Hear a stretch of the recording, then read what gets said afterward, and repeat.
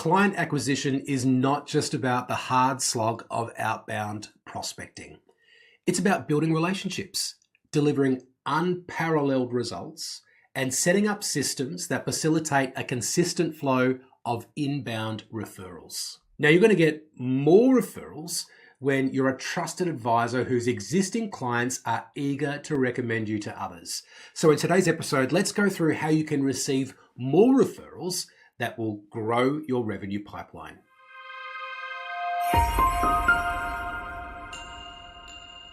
Hello, welcome to episode 209 of Commercial Real Estate Leadership. I'm your host, Darren Krakowiak. Thank you so much for joining us. And if it's the first 24 hours since this episode dropped, I want to give you an extra special thank you.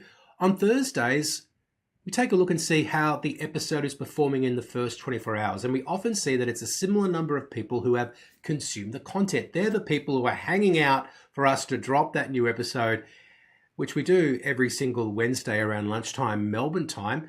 And we really appreciate your loyalty. So thank you if that's you. And if it's not you and you want to be part of this special club of people who are consuming the content, who are getting this information to help them to get the right people on their team, serving ideal clients inside a business that just works, well, all you've got to do is subscribe to us wherever you are watching this content right now.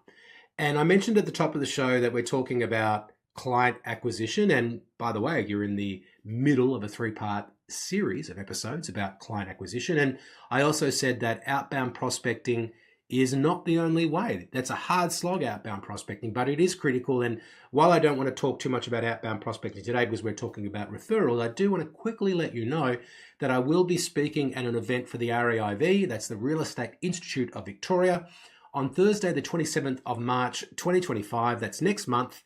And the topic is going to be prospecting.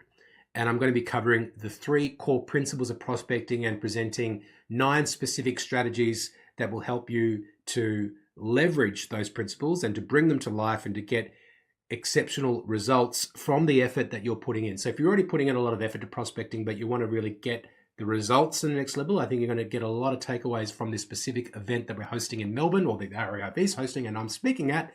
So if you want more information about that, go to the REIV website and all the information will be on their events page. So to today's topic, how to get more referrals in commercial real estate. I want to tell you a couple of fundamentals first. The first fundamental is that we've got to be committed to delivering value beyond the expectations of our clients. So delivering work to the best of your ability is a non-negotiable, okay? Because when you deliver excellent service, that not only satisfies the client, but it also creates measurable outcomes that can set you apart from the competition. And when I say measurable outcomes, it's important that we quantify what those outcomes are so the client understands the value of working specifically with you.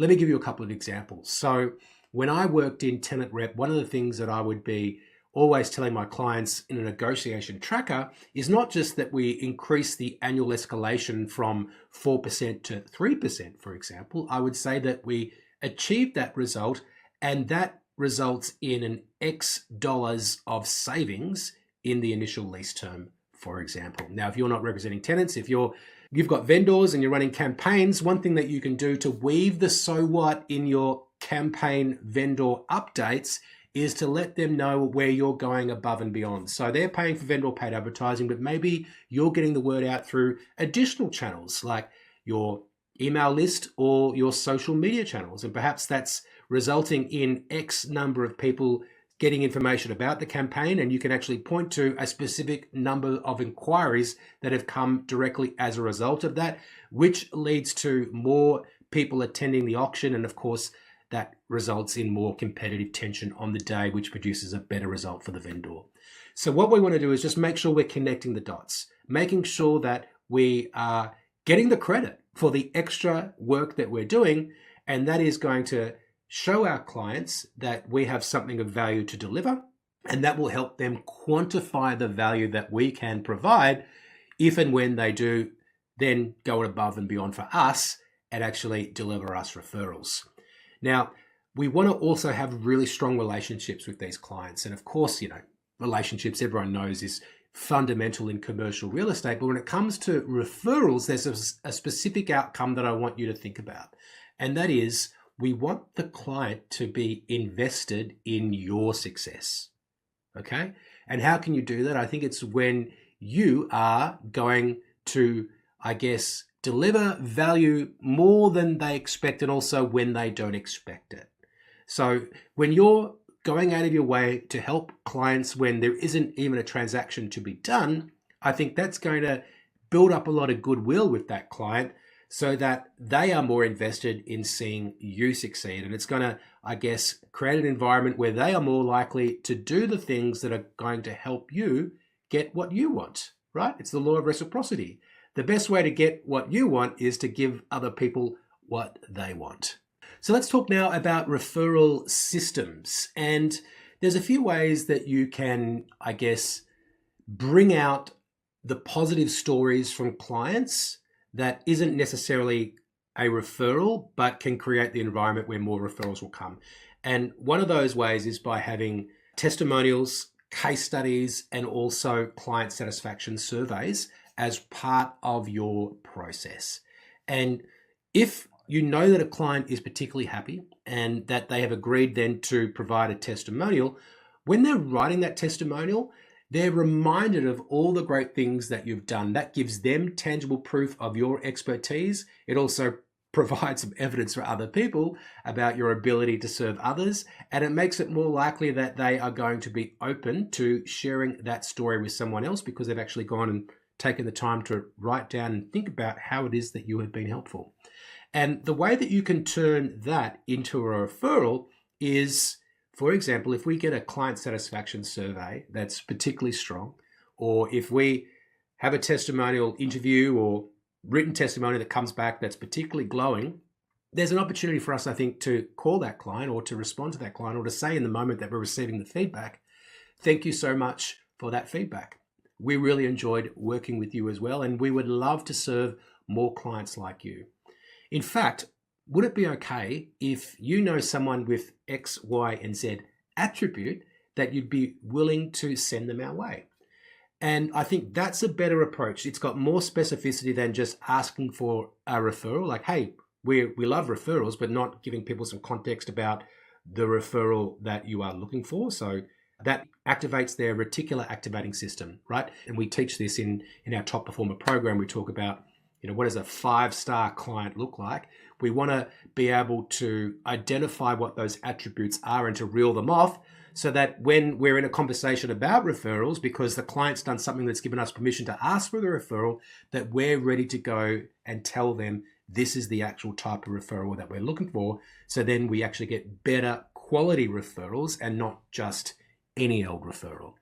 So we want to be specific about the referral that we're looking for, but also we want to be making sure that we're asking for referrals in response to something that the client has said and not just because we've reached a particular point in the transaction. So I can remember watching this video by Simon Sinek, and he was talking about working with a mortgage broker.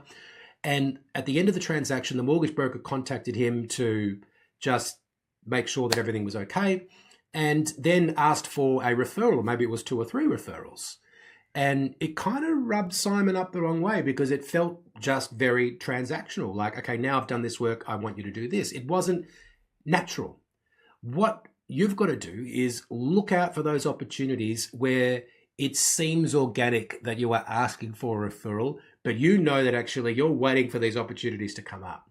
So when a client mentions, for example, somebody who they know who's unhappy with their real estate agent, that might be too much of a layup, but maybe it's just when they're letting you know something that they're particularly happy with.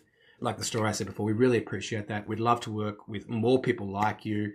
And this is in particular the types of clients that we're looking for. And we'd be extremely grateful if you're able to refer somebody like that to us so we can continue to work with great clients, right? And you want to practice that spiel. You want to be aware of the exact types of clients that you want your clients to send you, so you're ready to go when the opportunity comes up. Because like I said, I don't think we just out of the blue email our clients, hey, you got a referral for us? Or hey, can you go out there and find referrals? It's got to feel organic. It's got to feel natural but it's something that you're on the lookout. You're looking for these opportunities. So if you're a commercial real estate principal, you've got to teach your team about how to look out for these opportunities.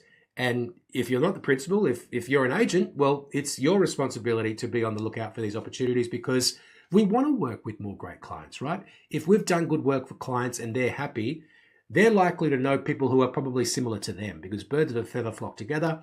So we want to, as much as possible, encourage those clients to send more of them who are like them to us. And the best way to do that is to do it in a way which feels natural, not forced, and it's a natural extension of what it is that has just occurred. So for example, fantastic feedback. It feels natural. We might say, thank you so much.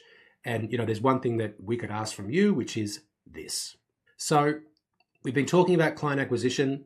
The second episode today about client acquisition has been about referrals. Last time we talked about how you can use more advanced strategies that perhaps you would be using an agency to help you to activate. We've got one more episode about client acquisition. So if you want a fatter pipeline of opportunities in 2025, make sure you do join us for our next episode. That is our episode for today, though. Thank you so much for listening. I will speak to you soon.